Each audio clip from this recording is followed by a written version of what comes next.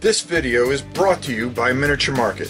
Thousands of board games, miniatures, and paints, discount prices at miniaturemarket.com. Welcome to, well, the first of many Rob ranks. I don't rank, you know, like reek or rank. No. Okay, never mind. What we're going to be doing is we are going to be putting lists of companies and their games and what my personal opinion, nobody else's, the games that I find that I've played and rank them in order until we have a list that I consider the best of that particular company. Now listen, there's some companies that maybe only have 5, 6, 7 games. We're going to keep those companies in there, but the list is only going to be 7 long. But there are companies that have hundreds of games, and I decided to keep that to a top 15. So the first company that we're going to be taking a look at is Games Workshop. And boy, was this hard. Matter of fact, the first 2 companies I did were very hard, but I decided to take 2 big companies to really get a good list. But Games Workshop is a historic company with so many wonderful games, and to be honest, to put these in any kind of order was so tough. But again, this is just my opinion. This is the way, the things that I like, and I've been around since the very beginning, so I have taste in things that people probably don't even know that are out there. So let's get started. At number 15, probably is kind of a shock, only because it hasn't been remade, and I've been kind of disappointed over that. And when it came out, it was so limited, but it was such a good game. It didn't catch as much as we would have liked to. The Town Crier magazine was fantastic, adding extra things, but boy, I just would have loved seeing more and more of this, and that's Mordheim. Mordheim was a fantastic game about Skaven bands, just going at it and trying to get Warpstone, which was just, it was just so much fun. It was a great game. If you get a chance, take a look at the history of it. I think you'll be very shocked at how good this is. At number 14 is a game that is an IP for GW, believe it or not, and that is Lords of the Ring. I think they did a fantastic job with this. It just didn't catch on as much as it could have. Back when it started, it really caught on and everybody was crazed over it, but it kind of died out a little bit, and I think it got lost, especially with so many changes at the top. I really think that if you get all this and you have a chance to play this, you'll find that this is an excellent game, and one that should not be forgotten. But is, you know, that the models were just beautiful. Everything that fit to it was wonderful, and you could have done so much with it. I would have liked to see more done with it. At number 13 is an old favorite of mine. As a matter of fact, I had built a tower that was 4 foot by, I think it stood 5 feet, and that is Necromunda. Necromunda was so much fun. I really enjoyed this. This is another game that was a specialty game that hung in there. They re-released it. I've really enjoyed what they did with it. But I'm really kind of talking about the older Necromunda. The newer one is better, I think, or just as good. But there's another game that kind of took that, everything that you could have wanted for it kind of took its place. So that's why it kind of sits at 13. At number 12 is probably one of the best sea battles I ever played. And I remember back in the day when we first got it, we bought everything for it, and we would play these, we would have 8 people over and play these epic wars, and it was just so fantastic. And that is Man of War.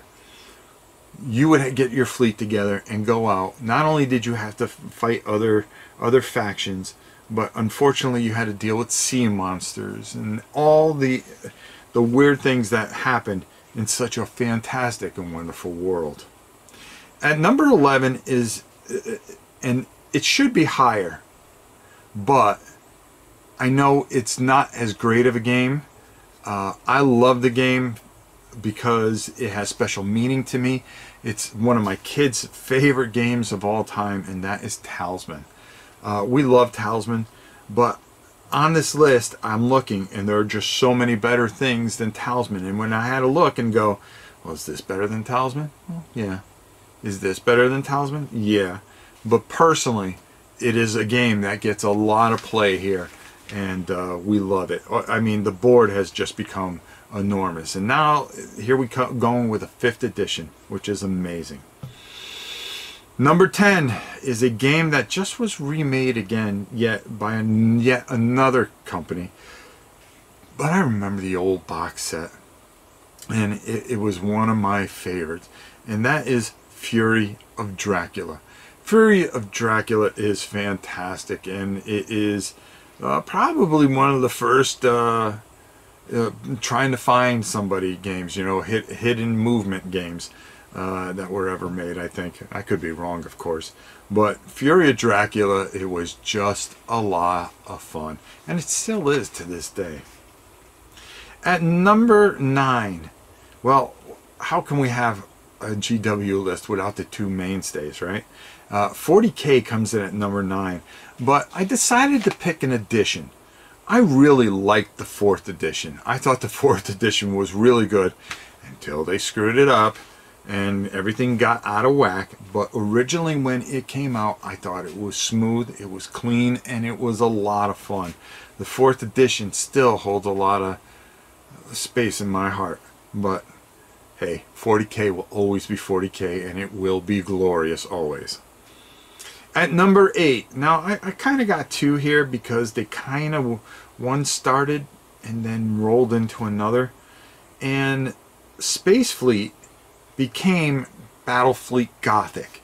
So I kind of put them both there. Space Fleet was a small box, and it was really, really a great system.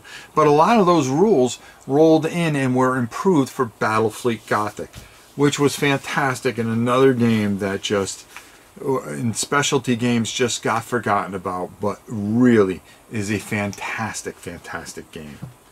At number 7, none other than Gorka Mork. How could you not love a bunch of orcs riding around, racing each other, beating each other up for teeth? I mean, do I need to say anything more? I still have an unopened edition. Number 6. Number 6. Now, if you noticed, as much as I like the new game, it isn't on this list because I just don't think it's a bad game. And a lot of games that don't make this list doesn't mean that I think they're bad games. They're just, these are games that I like better. And when I think of Warhammer Fantasy, I think of Warhammer Fantasy, not not Age of Sigmar. I miss the old rank and file stuff. And Warhammer Fantasy, the 3rd edition, was probably one of my favorite editions of all time, and it holds a special meaning in my heart. So it gets to land at number 6. At number 5, now this game, there are so many components to this game, but I just kind of named the original, which was Epic 40K. Epic 40K was a very small, it was a battalion level game, I think, a company level game, and we would just play massive battles, and oh god, we'd have 5 people on one side, and just on an 8-foot table you would just see armies and titans and all these things, and the game would take close to 8 to 9 hours. Just so much fun. Epic 40K was just fantastic. At number 4, a newer game, and that is Kill Team. I mean, how can you just not leave Kill Team off this list?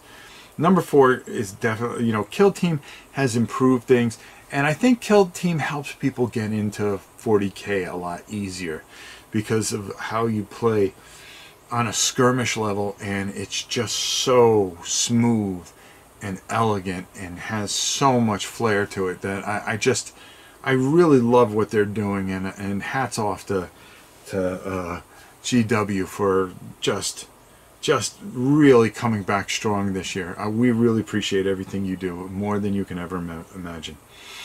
At number 3 is one of the games I love more. I have 2 copies. I actually have 3 copies of this game that I will never part with, and one of them's in the wrapper, and that is Space Hulk. I love Space Hulk so much. It is such a fantastic experience. I just wish, will you guys please just make some expansions for it? Come on, this is the year to do it.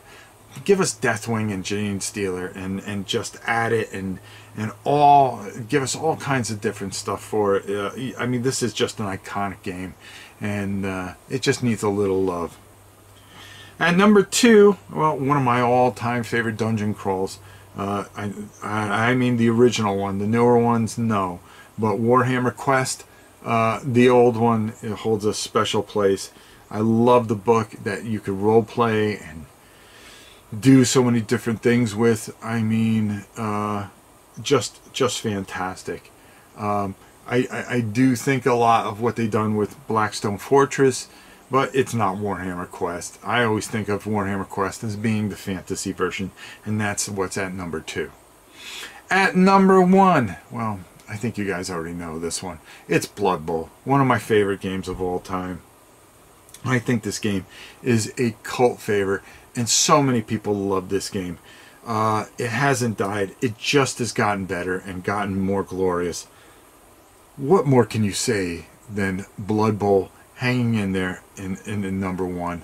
I tried to move something else into it, but I just can't.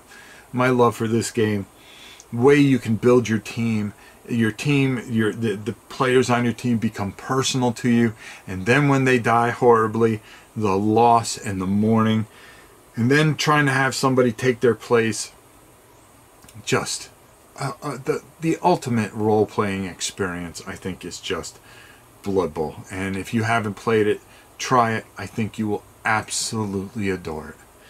Well, there you have it.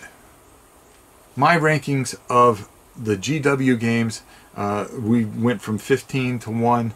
There are so many other great games out there that I did not even get to put into here.